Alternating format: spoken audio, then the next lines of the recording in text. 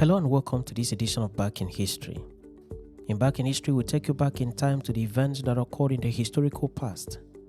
In this edition, we narrate the story of how the mother of Dr. Ngozi Okonjo-Iweala, then Minister of Finance of Nigeria, was kidnapped, kept in the forest for days with a condition that Dr. Ngozi Okonjo-Iweala should resign from office as the only condition for her mother's release.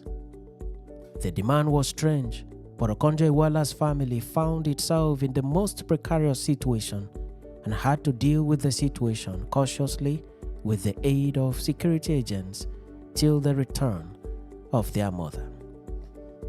The date was 9th December 2012. It was a Sunday. The location was Ogwashiuku village in Delta State of Nigeria. The time was 12 noon. Something deeply terrifying just occurred. The mother to Nigeria's Minister of Finance at the time was hauled into the back seat of a saloon car and zoomed off to an unknown destination. At that time, the victim was an 83-year-old woman, a professor of sociology who had worked in the University of Nigeria in Nsukka for several years till retirement. Her age made the situation really disturbing to her husband, children, and close family members, and also to the friends and loved ones of their children.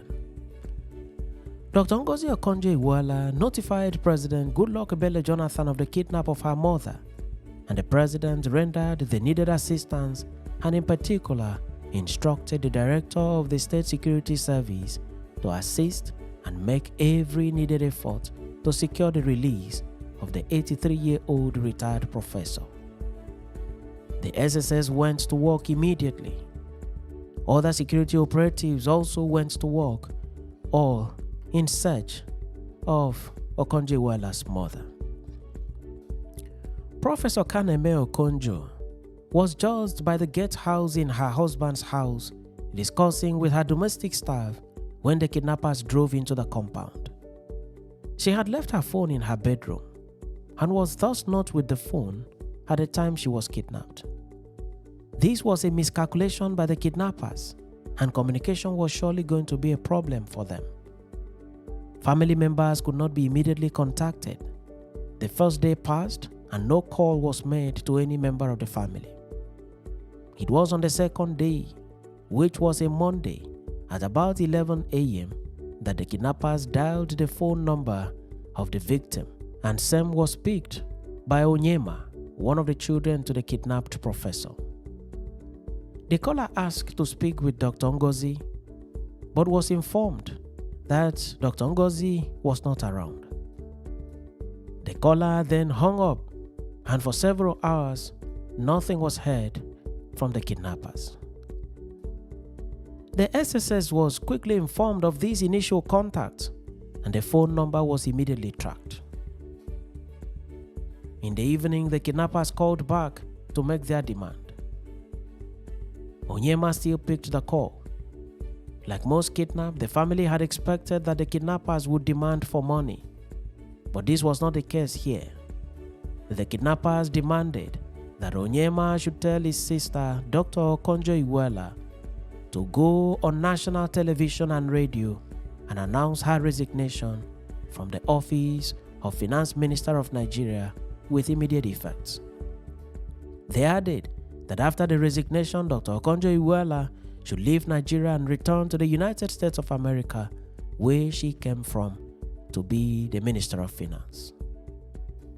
This was the condition for the release of their mother.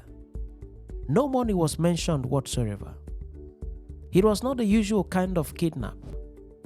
The family was shocked that Dr. Okonjo-Iweala's resignation was the ransom for the release of their mother.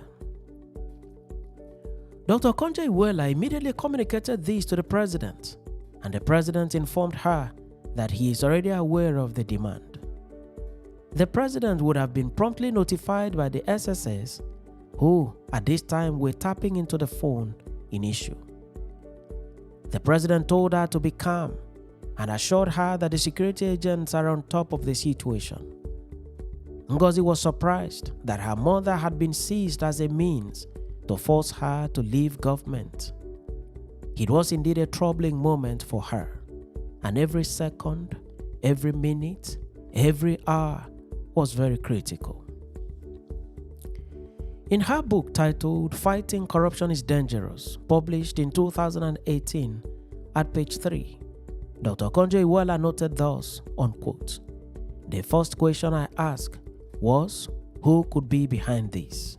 She continued, "I know that the largest vested interest that I had recently offended in my anti-corruption work was an unscrupulous subset of the country's oil marketers. With the president's support, I had convened a task force that audited their fiscal accounts, detecting fraudulent claims for oil subsidy payments that I, with President Goodluck Ebele Jonathan's backing, had refused to pay them. Could they be the ones behind this? Or could it be those benefiting from the fraudulent pension payments, or even judgment debt scammers whom I had blocked? Could it be politicians who were displeased with fiscal reforms? Or could it even be those trying to block emerging reforms in the port or customs areas?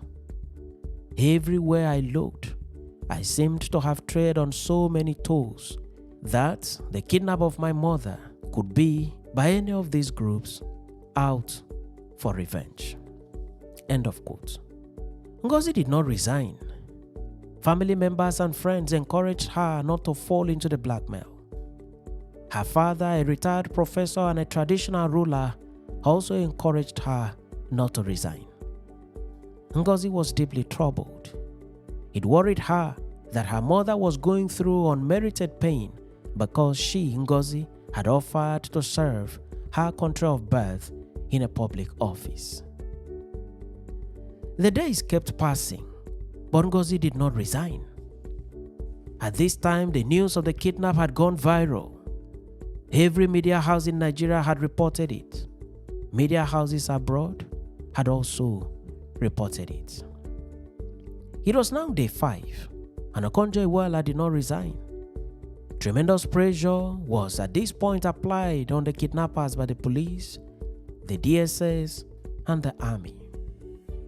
Nearby bushes were combed in search of the kidnapped professor. When the kidnappers realized that Okonjo-Iweala was not resigning, the kidnappers changed gear and demanded for ransom of 100 million naira, which was $625,000 at the time. The money was negotiated down to 10 million naira, and the kidnappers gave direction on where the money should be dropped, somewhere in the outskirts of Benin City. The money was quickly made available and taken to the location. The driver of the vehicle carrying the money was a personnel of the DSS who had disguised himself. Okonjo-Iweala's brother Onyema was also in the vehicle together with his assistant by name Silvanus. The kidnappers got the money but did not free the victim. When the victim eventually returned, she narrated that the kidnappers abandoned her in the bush with her hands tied to the back. That when she realized that no one was guarding her anymore, she started walking on the rope that bound her hands behind her back, twisting different ways as she tried to loosen the grip. She continued doing this all night, and by the time dawn arrived, the rope was loose enough for her to move her arms out and untie her legs. She looked around, saw no one, and decided to make a run.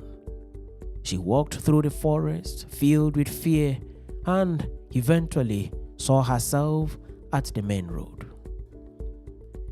She waved at cars and trucks to stop and carry her, but none was willing to stop.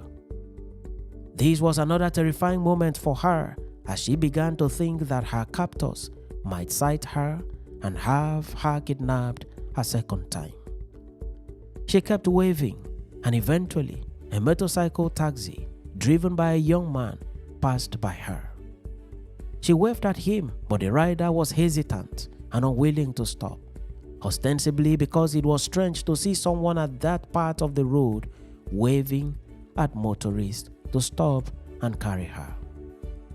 In frustration, Okonjo-Iweala's mother ran after the motorist and kept waving for him to assist her. Perhaps now moved by human sympathy for an elderly woman, the motorcycle rider then stopped. Okonjo-Iweala's mother introduced herself to him. In the last 5 days of her incarceration, the news was everywhere, and the motorcycle rider had also heard of the news.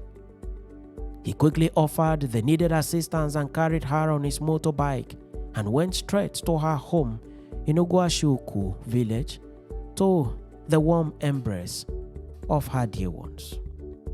This is how Okonjo-Iweala's mother regained her freedom and went back home alive. Following the news of her safe escape from the kidnappers' den, she was immediately moved to her daughter's residence in Abuja. She was attended to by medics, and every needed measure was taken to stabilize her emotionally. While in her daughter's house, she received several visitors, including President Goodluck Ebele Jonathan, who came with his wife, Patience. Vice President Nnamdi Sambo also visited her. This is a story of the aged mother of Dr. Ngozi Okonjo-Iweala. Family members and dear ones were deeply frightened, and the nation was deeply concerned. Her safe escape from the kidnappers' den brought joy to her husband, her retired professor of economics, her children, grandchildren, extended family members, friends at home and abroad, and the nation at last. She was kidnapped at a time no one expected, but to the glory of her Creator, she was able to go back home alive to the warm embrace of her dear ones. Thanks for watching this edition of Back in History, and do remember to subscribe to the channel or follow the page for every new video posted for your education and entertainment.